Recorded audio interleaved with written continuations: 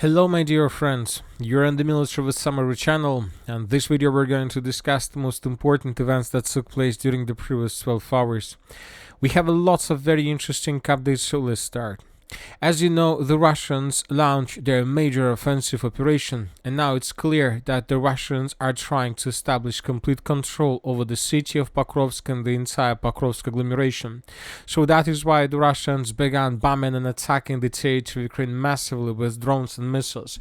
And this is the only reason why the Western countries began sending as many as possible weapons and arms to Ukraine, obviously to stabilize the situation. So the Russians, during the previous nights between the 18th and 19th of July of 2025, launched another massive missile and drone attack all over the entire territory of Ukraine. And here we can see the map of approximate routes of attacks. And this is very interesting attack, as you can see, because since May the Russians were trying to attack just one area, just one city or one part of Ukraine. For example, the Russians attacked either the city of Kiev, just the city of Kiev, or let's say the western part of Ukraine, or let's say just the city of Odessa, or let's say the Russians attacked just the city of Dnipro. But when talking about this attack, we see that the Russians attacked almost 60% of Ukraine. There is just one area that the Russians didn't attack. We're talking about the western part of Ukraine. So anyway, let's talk about this map once again. As you can see, there are just three areas of concentration of fire. The city of Zhytomyr, which is located to the southwest of the city of Kiev, the city of Odessa, that is located in the southern part of Ukraine, and the settlement of Pavlograd, that is located in the eastern part of Ukraine.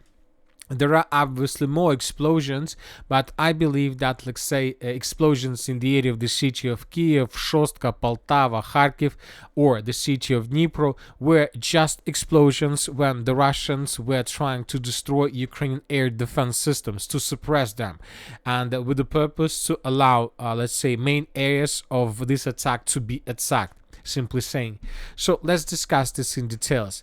The Ukrainians later reported that the Russians used 379 air targets. We're talking about missiles and drones altogether. The Ukrainians are saying that they managed to destroy almost everything, just several missiles and several drones hit the target. But when talking about videos that we got during the previous night, obviously the Ukrainians are telling probably a bit not correct numbers. For example, this is the video from the city of Odessa, and here we can see the consequences of attack. Lots of buildings, facilities, warehouses, and ammo depots were damaged and destroyed. We can see a secondary detonation. It seems that the Russians were trying to destroy weapons that were sent by the Western countries with the purpose to stabilize the situation. So, and these are the pictures of consequences of the same attack. Lots of explosions, lots of buildings were damaged and destroyed. As for now, it's very difficult to say whether the Russians managed to destroy every single Western weapon in this area, but obviously some weapons were pretty damaged. This is the video from the settlement of Kamenska. We can see this explosion to the west of the city of Dnipro. Most likely when talking about this area, the Russians were trying to destroy air defense system that was protecting the city of Pavlograd. Once again, let's return back to this picture of attacks, and as you can see, according to this picture, the biggest concentration of Russian fire took place in the area of the city of Pavlograd, so in the eastern part of Ukraine. But when analyzing updates that we got during the previous nights, we haven't received almost anything about this attack. So, and this is very interesting. Why we don't see the results of this attack? It doesn't mean that the Russians didn't attack the city itself. It means that most likely the Russians managed to deal significant damage. And we understand why the Russians chose the city of Pavlograd as a primary target for their missiles and drones. And the answer is very simple, because if you can take a look at this map, you're going to see that there are lots of railways that first of all go in the direction of Slaviansk, Kramatorsk, Konstantinovka agglomeration, and there are several supply lines that go in the direction of the city of Pokrovsk, where the major battle of the summer of 2025 is taking place currently. So most likely the Russians were trying to destroy probably warehouses, ammo depots, Western weapon, Ukrainian forces, with the purpose not to allow the Ukrainian authorities to bring these units and to introduce them in the city of Pokrovsk or in the vicinity of the settlement. And the Russians, according to this picture, attack also the northern part of Ukraine, the city of Shostka, the cities of Kharkiv and Poltava, as I believe the Russians were also attacking just air defense systems with the purpose to clear the sky for their major attack in the direction of the city of Pavlograd. For example, this video we got from the Sumy region. We believe that this is the city of Shostka because according to the previous map, this is the only area that was attacked. So we believe that this explosion came from here. As you can see, very heavy explosion. Some ammo depot or fuel depot was destroyed. So now let's return to Ukrainian side. The Ukrainians also were trying to stop the Russians, and during the previous night they launched their own massive drone attack all over the entire territory of the western and the southwestern part of Russia. Lots of drones were moving in the direction of Moscow. Lots of drones were attacking the southern part of the Russian Federation. The Minister of Defense of the Russian Federation during the night were providing us reports and different analysis regarding this attack, and according to them, the Russians managed to repel this attack and almost every single drone and missile was destroyed.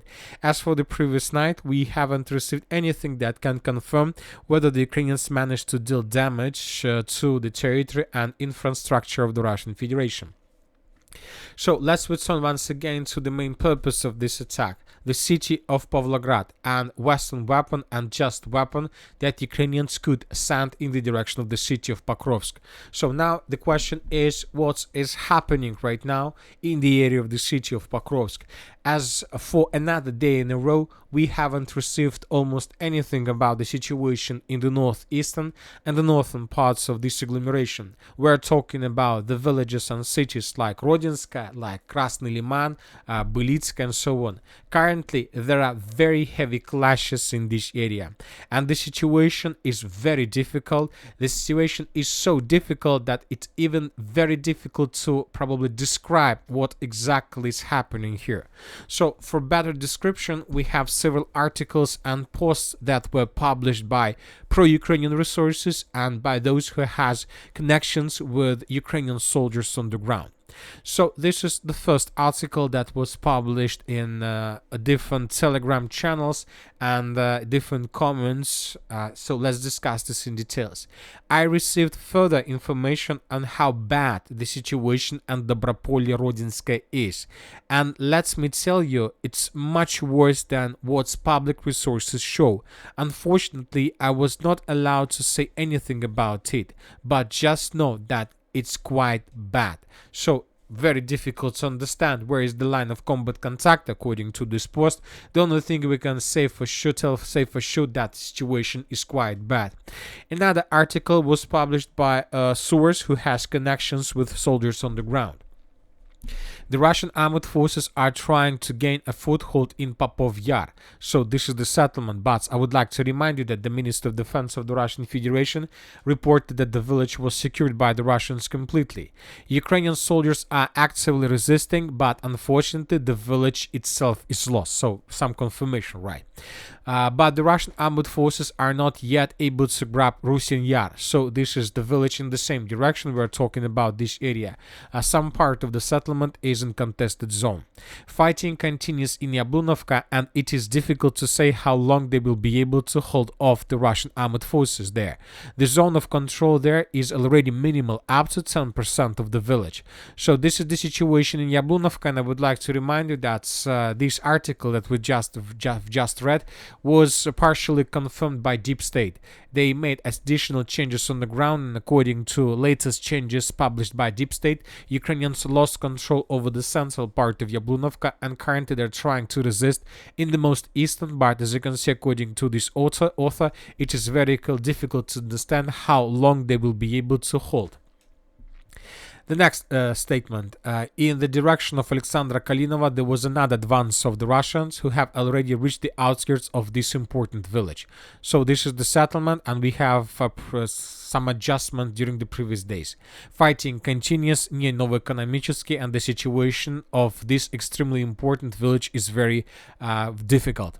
So it seems that these upcoming days, maybe in 2, 3, or 4 days, we're gonna receive first videos and first geolocations that will change the situation in this area. We're talking about map adjustments significantly.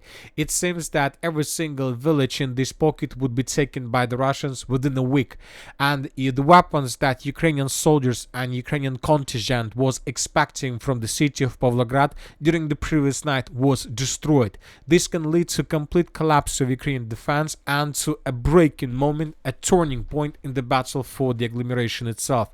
If everything continues developing this way, the same way, it seems that the Russians would be able to establish control over this agglomeration within the next 50 days or even less. Now let's discuss the situation in the South Donetsk direction, where the Russians also continue their offensive operation. There are just several settlements left before the Russians are able to secure the western border and the western part of Donetsk region. During the previous 24 hours, the Russians improved their positions to the north of the settlement of Voskresenka. Several neutral mappers adjusted this territory completely in the Russian favor. Ukrainian sources, I would like to remind you, yesterday published very interesting video from the most northern part of the settlement of Voskresenka, and according to this video, Ukrainians raised two flags in the northern part of the settlement of Voskresenka and in the area of the village of Yalta. But yesterday there were lots of discussions of this video, because it was very difficult to understand whether the Ukrainians restore control over both settlements or the Russians gave us wrong information when they reported about control over these territories. But later we came to the conclusion that those were just media attacks published by the Ukrainians with the purpose at least to stabilize the situation in the media. Both villages of Voskresenka and Yalta are under complete Russian controls. Furthermore, as you can see, the Russians are trying to advance in the direction of Alexander Andreevka-Klivtsova. Several neutral mappers adjusted their maps along the main road of N15 and improved their positions there. Pro-Ukrainian sources also confirmed that the Russians entered the village of Zelyony Gai from the southeast, which means that the battle for this key village has started, and most likely the Russians will try to force to fall back Ukrainians in coming days. Now let's move further and let's discuss the situation once again in the area of Kliban-Byksky pocket, where the Russians are about to finish the battle for the southern foothold. Once again, according to different sources and according to pro-Ukrainian resources from the deep state team, the Russians secured completely the western and the central part of the settlement of Yablunovka. Currently, there are very heavy clashes already for the eastern part, but it seems that these upcoming 2 days, the entire village of Yablunovka, Alexander Kalinova, would be secured by the Russians, and the Ukrainians would be forced to fall back further in the northern direction, which means that the Battle of Konstantinovka will begin right after. As for the southeastern part of Kliban-Byksky pocket, here we can see the same situation. The Russians are advancing, trying to secure the settlement of Sherbinovka. We believe that this village would be taken by the Russians also in coming days, which means that the battle for Katerinovka and Kliban-Byk also would start immediately after. As for the northern parts, Seversk direction, Kharkiv area, during the previous 24 hours we haven't received lots of updates, just small changes on the ground in the direction of Barova, some changes in the direction of Liman, but nothing special in comparison with the Pokrovsk direction, Konstantinovka direction, or the South Donetsk directions. Let's talk about the Volchansk area, where the Russians continue their offensive operation. Currently the Russians are trying to secure the forest to the west of the city of Volchansk, and almost every single day we got additional changes on the ground that was published by different sources. For example, this is the situation by the end of the 15th of July of 2025, and this is exactly the moment when we start receiving updates on the Ukrainian side of the river. So by the end of the 16th of July of 2025, the Russians answered the northern part of the western Volchansk and secured the most important area, the industrial zone. We have lots of geolocations that confirm confirm Russian control and the presence on the industrial area. By the end of the 17th of July, the pro-Ukrainian sources of Deep State adjusted their maps, showing additional progress on the ground in the forest. And by the morning of the 19th of July of 2025, the Russians advanced further deep inside of the forest and secured additional part. So it seems that the Russians are advancing and they're going to finish the Battle of Volchansk, obviously, during the summer of 2025.